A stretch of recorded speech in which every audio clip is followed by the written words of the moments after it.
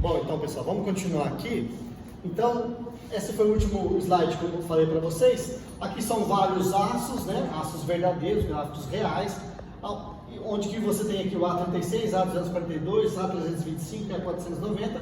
O que difere esses aços? É a forma de tratamento térmico, a quantidade de carbono, onde esse aço aqui, esses dois aços são mais, eu posso dizer que eles são mais dúteis, porque eles deformam até a quebra, né?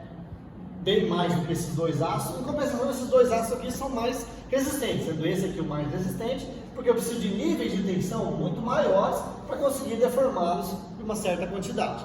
Mas todos eles inicialmente têm a mesma região elástica, né? Tem a mesma inclinação, pelo menos, com níveis diferentes de tensão, mas com a mesma inclinação. Então eu posso dizer que o módulo de velocidade de todos os aços gira em torno de 200 gigapascal, similar aí a todos eles. Tudo bem? Uma coisa importante que eu não falei é o seguinte, vamos esclarecer de novo como é que se confecciona esse gráfico. Esse gráfico é confeccionado de acordo com o corpo de prova de certos tipos diferentes de materiais. A engenharia fez isso, padronizou o tamanho de corpo de prova. Vocês podem ver aqui, ó, tem dois corpos de provas reais aqui, fotos deles, né? Um com ruptura frágil, o outro com ruptura mais dútil. Por que ruptura mais dútil? Porque ele se deformou mais. Há uma redução da área da seção transversal aqui muito maior na ruptura do que esse. Então, se ele deformou mais, ele é mais dútil. Então, esses corpos de prova, e vocês podem ver aqui nessa outra figura aqui, ó, né, que é o gráfico que eu falei para vocês que define as 4 regiões. Nós vamos passar mais pelas regiões dessa vez. O corpo de prova ele tem esse formato aqui, né? Tem um diâmetro aqui, normalmente de 2 polegadas, né, os 50 milímetros, e o comprimento aí também padronizado, né? De algumas polegadas aí de comprimento.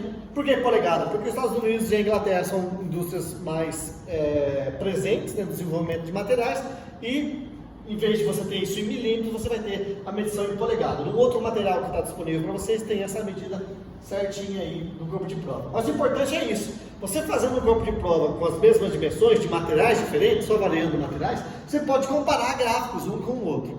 E esse gráfico aqui, ele tem, além dessas 4 regiões, uma coisa muito interessante, que são essas duas linhas. Uma que eu chamo de deformação de engenharia, ou gráfico tensão, deformação de engenharia, e a outra que eu falo que é um gráfico real. Por que que eu tenho... Vamos lá, vamos explicar primeiro as 4 fases, né?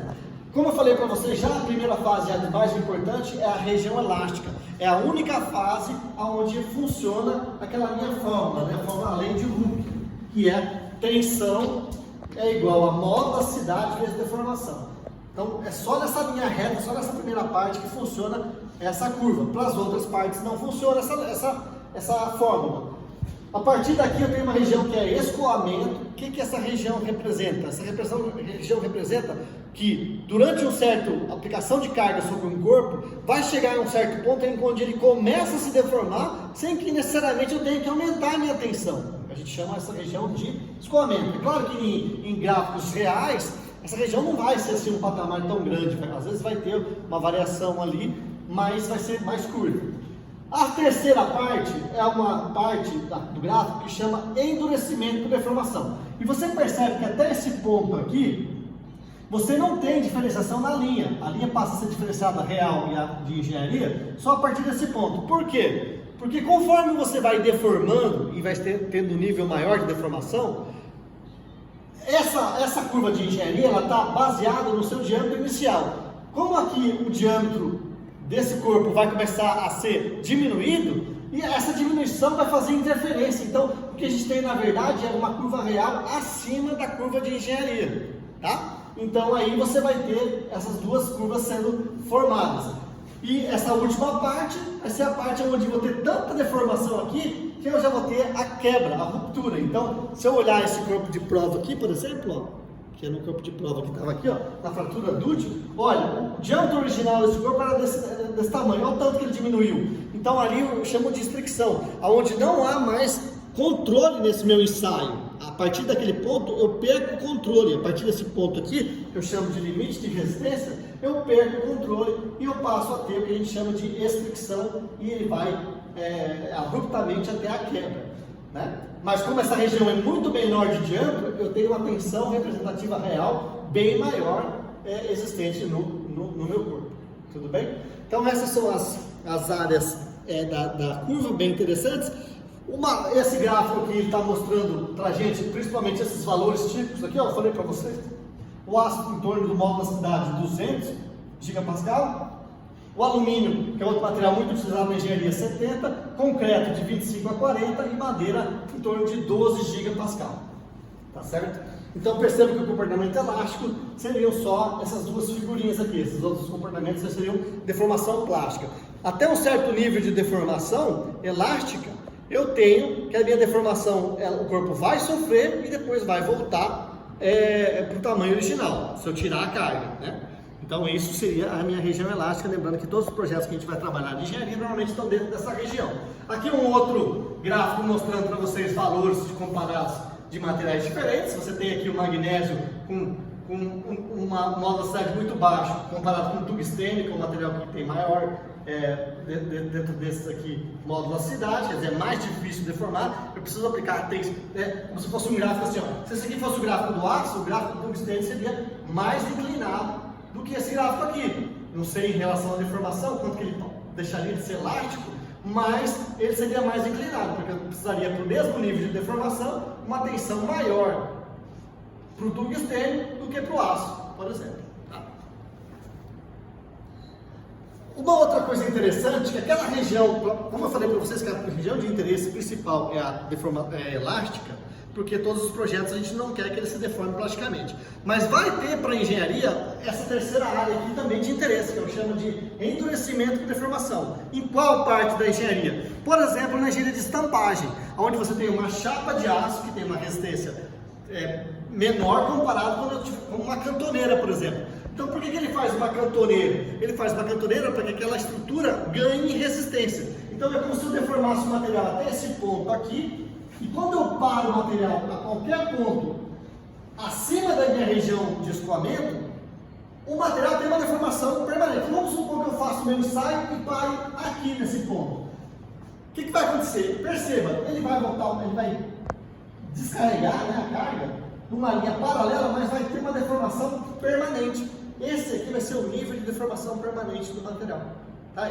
Perceba que ele teve uma deformação, ele mudou a dimensão dele dentro do processo, e vai ter uma deformação que a gente chama de residual. Então até esse ponto aqui, o limite seria esse, eu consigo deformar o material e pará-lo antes dele quebrar. E aí ele vai ter, claro, cada vez maior, um nível maior de deformação. Sendo que essa reta aqui é sempre paralela à reta inicial de elasticidade dele. Então com isso eu consigo trabalhar meu material sempre de modo de aumentar o nível de resistência. Então, a próxima vez que eu deformei esse material, ele só vai começar a deformar fora da linha elástica a partir desse ponto. Ele vai trabalhar em cima dessa linha aqui, então é como se eu estivesse aumentando a resistência do material. Tá? É óbvio que eu vou perdendo durabilidade até a quebra aí dele. E aí cada um desses slides está falando da região específica, aqui está mostrando a estricção. A estricção ocorre ali uma diminuição muito grande daquela área da seção transversal, e aí eu perco aí um pouco de força para conseguir, para ter que quebrar o material.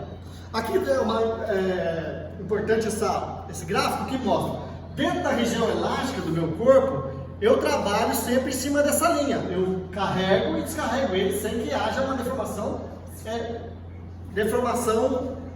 definitiva no material. Mas se eu passar desse ponto onde a deformação é elástica, eu passo a ter uma deformação plástica sobre o material. E aí, com isso, eu já tenho essa deformação aqui resultante do meu corpo. Perceba que ele não quebrou aqui, né? Ele iria mais aqui, e eu parei antes e ele desceu paralela a essa linha aqui. Tudo bem? Então essa seria. Então a deformação plástica é uma deformação que é irreversível, porque eu mexo na estrutura do meu material e com isso eu ganho em resistência, por exemplo. Tá? Aqui eu tenho um exercício bem interessante para a gente ver aqui, ó, que é esse gráfico aqui, ó, esse gráfico aqui do material. Eu testei esse meu material, ele teve esse comportamento e veio a se quebrar aqui. Aí essa outra curva aqui, ela não é uma curva de um material diferente, ela é o mesmo material. O que aconteceu só foi que eu ampliei a minha escala para que essa linha que é muito próximo da vertical aqui, ela fique mais inclinada. Então perceba que para essa curva aqui, enquanto a minha deformação está em torno de um nível de 0,1, nessa segunda curva aqui, a minha deformação está em 0,01, eu aumentei em 10 e 100 vezes o tamanho, né, dessa minha curva. Por isso que a gente tem aqui como se fosse uma ampliação. Perceba, essa curvinha aqui é a mesma que essa aqui, ó. Só que ela está mais deitada porque eu ampliei essa minha coordenada aqui, né, em X, para que eu conseguisse visualizar melhor essa curva. Perceba que essa curva aqui não dá quase para ver porque ela está praticamente junto da vertical, tá? Mas enquanto esse ponto aqui, nessa curva de cima, é 0,05, o meu 0,05 nessa curva aqui nem aparece, ele estaria bem mais para cá. Tudo bem? Então, por que a gente vai fazer isso, né? Antes da gente ir para o exercício, tem aqui uma informação desse material. O que esse gráfico aqui está mostrando? Aqui eu tenho um gráfico de tração e aqui nessa parte de cá do gráfico eu teria compressão. Perceba, a tensão é negativa e a deformação é negativa. Então essa parte do gráfico é um corpo de prova sobre compressão. Estaria nessa parte do gráfico. É como se tivesse um quadrante, né? Aqui seria o primeiro quadrante, aqui o segundo quadrante, aqui o terceiro quadrante, onde eu teria tanto tensão negativa quanto deformação negativa. Aqui eu tenho a minha compressão, tá? Materiais também vão ser testados a compressão e eles vão ter comportamentos similares ao da tração, claro, com algumas diferenciações aí, mas vão ter esse material que está sendo comprimido aí, por exemplo, no ferro fundido, e onde ele está acontecendo um abaulamento aqui, né, devido à compressão aí desse corpo de prova. Também tem deformação aí. A última parte aqui dessa aula, a gente está com quase 10 minutos já. 12? A gente está acabando aqui. A última parte dessa aula eu vou falar sobre esses dois tipos de materiais aqui. E a gente acaba essa aula, vai voltar só mais uma aula para a gente terminar o assunto. Que é a questão do comportamento. Como eu falei para vocês, numa curva teórica a gente tem essas 4 partes. Mas em materiais reais, a gente pode ter um material que se comporta dessa forma aqui, sem essa área de escoamento. Perceba que aqui você tem uma área de escoamento bem visível, esse é um material real também. E aqui um material que não apresenta essa área de escoamento. Para esse material aqui, a gente vai usar uma técnica. Como é que a gente vai saber aonde que acaba a região elástica e aonde começa o endurecimento por deformação, já que ele não tem um patamar?